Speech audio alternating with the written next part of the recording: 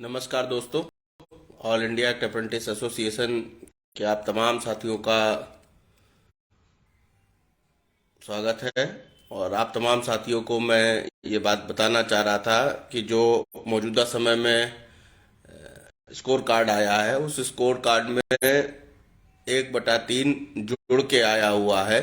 और जो मौजूदा समय की स्थिति है, उस स्थिति को मैं आप लोगों के बीच में हर चीज को आज शेयर करना चाहता हूं, क्योंकि मैं 27 दिसंबर को हम लोगों का स्कोर कार्ड आया था। स्कोर कार्ड आने के बाद में हमारे तमाम रेल अप्रेंटिस साथियों के मन में कुछ दुविधाएं भी थी, कुछ समस्याएं भी थी।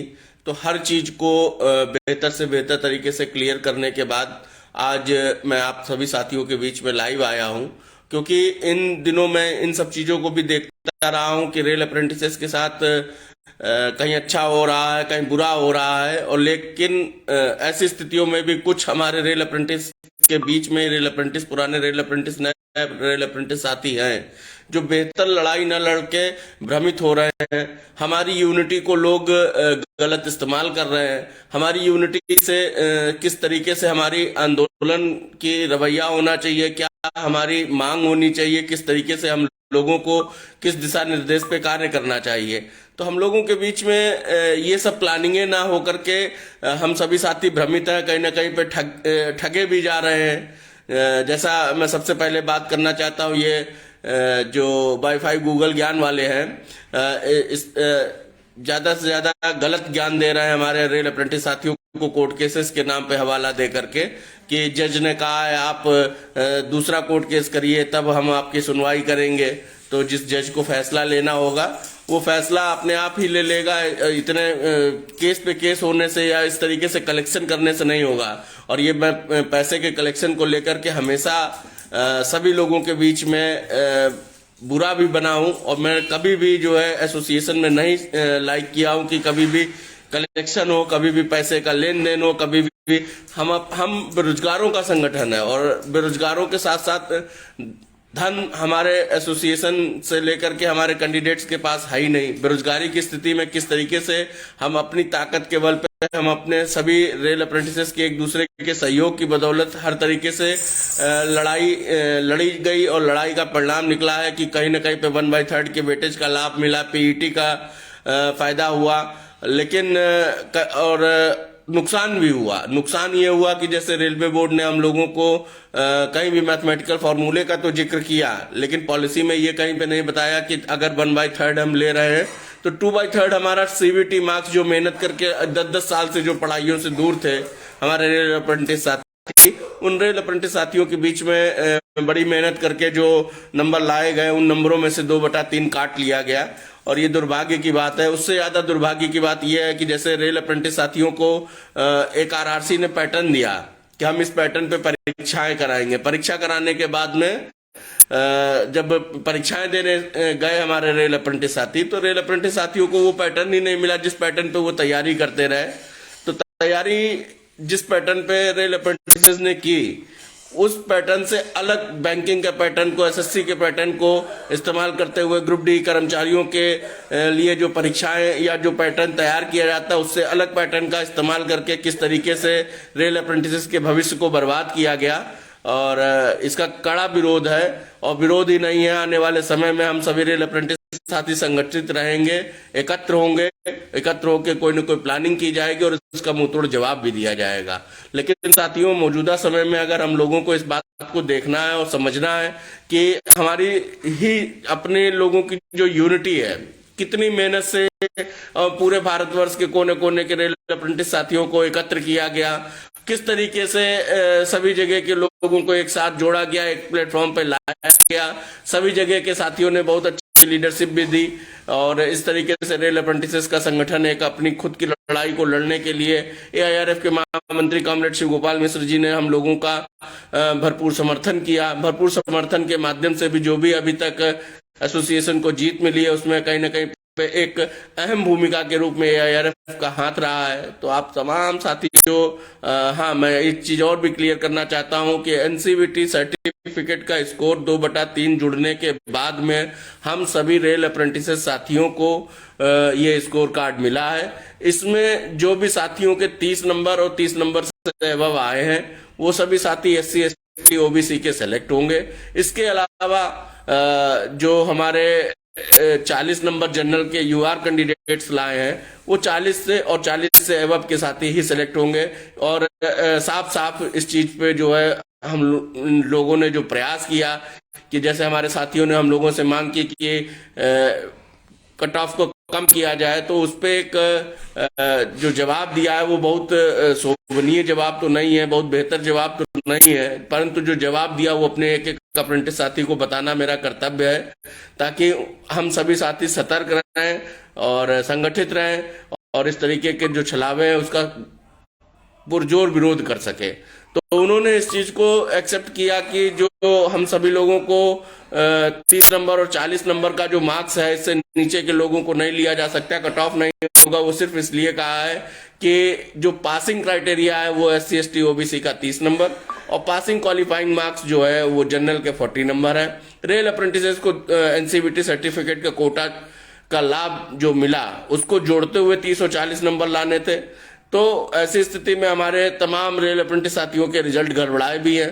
कुछ दोहरी नीति के शिकार इसलिए भी हुए कि जो बेस शिफ्ट का मामला बनाया गया उस बेस शिफ्ट के मामले में कुछ लोगों के नंबर जो दोनों को जोड़कर क्वालिफाई हो रहे थे और वो साथी हमारे फेल हो गए। और हमारे बहुत से साथी ऐसे भी हैं जो उस समय दोनों को जोड़कर पास नहीं हो रहे थे, परंतु बेस शिफ्ट में एक ऐसा इन्होंने सिस्टम तैयार किया, उस सिस्टम से जो हमारे साथी नहीं पास हो रहे थे वो सब बधाई के पात्र हैं जो पास हो गए हैं। मैं जिसका भी रिजल्ट बेहतर आया है उस साथी के लिए कोई भी मतलब गलत सोच होगी और उस व्यक्ति का भाग्य है और ये एक भाग्य के साथ में रोजगार पाया है, तो उसके लिए ये नहीं कहा जाएगा कि ये गलत हुआ, लेकिन ये उन लोगों के लिए जरूर गलत हुआ जो दोनों को जोड़कर क्वालिफाई हो रहे थे और आज उनको नॉर्मलाइजेशन में मार्क्स ही नहीं मिले।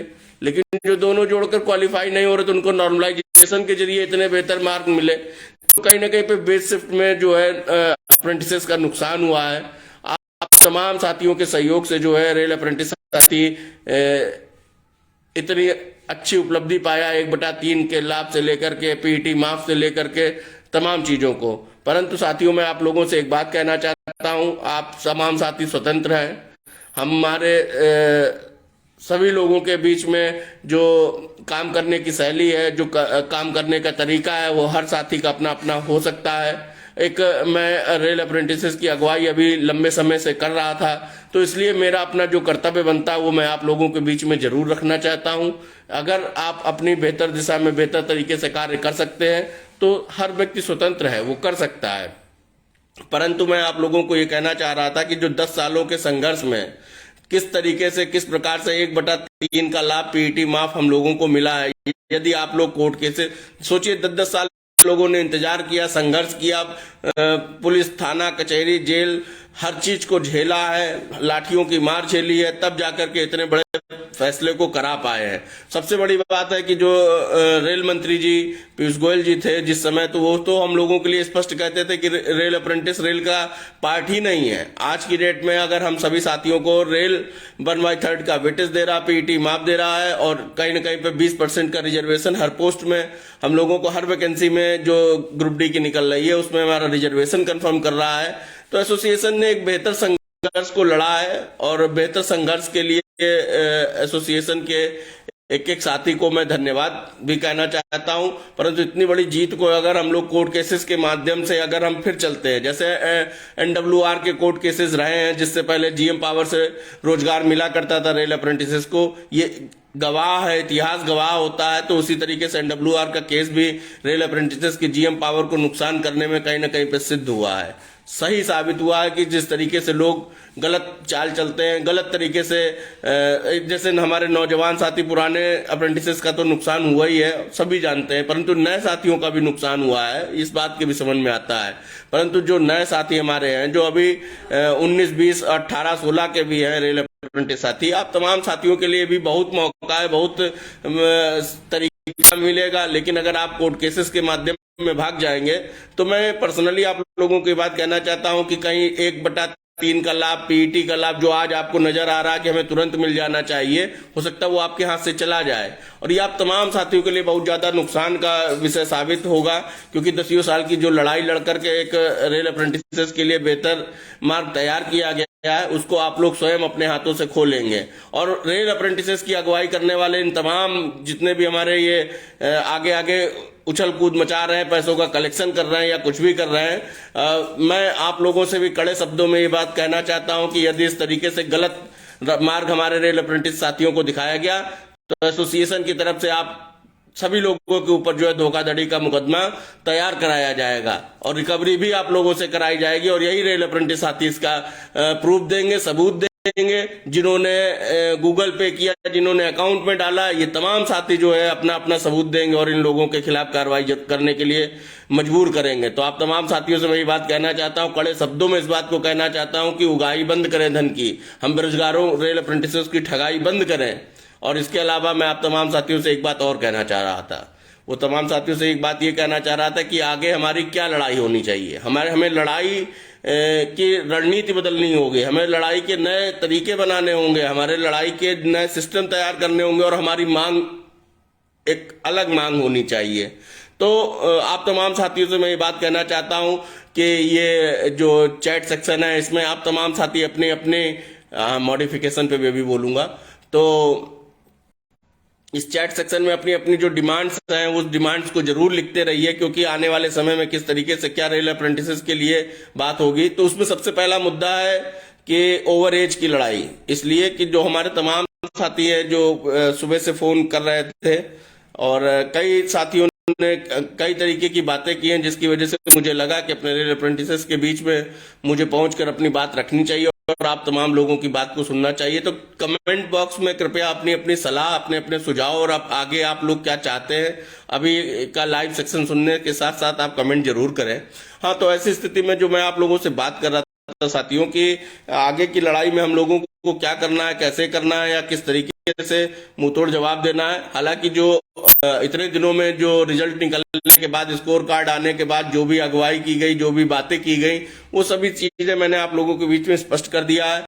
और स्पष्ट करने के साथ साथ मैं आप लोगों को ये बात बताना चाहता हूं कि 30 नंबर और 40 नंबर से नीचे ये पासिंग क्राइटेरिया है।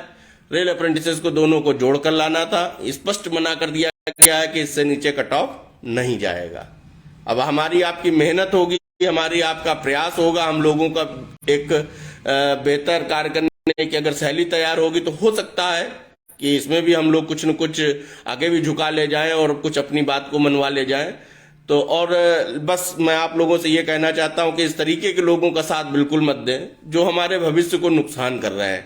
अगर आने वाले समय में 1/3 की पॉलिसी हमारे हाथ से चली जाती है, पीईटी चला जाता है, तो आप तमाम साथी सोच लीजिए कि हमें फिर से पूरी लड़ाई फिर से लड़नी पड़ेगी। ओपन मार्केट भला हो जाएगा, रेल अप्रेंटिस करना बेकार हो जाएगा। तो ऐसे में आप तमाम साथियों से, हाँ, तो मॉडिफिकेशन लिंक की बात याद आ गई। तो मॉडिफिकेशन लिंक के मामले में साथियों बिल्कुल स्पष्ट ये बात की गई है कि जो हम लोगों का कोटा है वो हॉरिजॉन्टल कोटा है, जिसमें जो भी सीटें हमारी खाली रह जाएंगी वो सीटें ओपन मार्केट को चली गई हैं।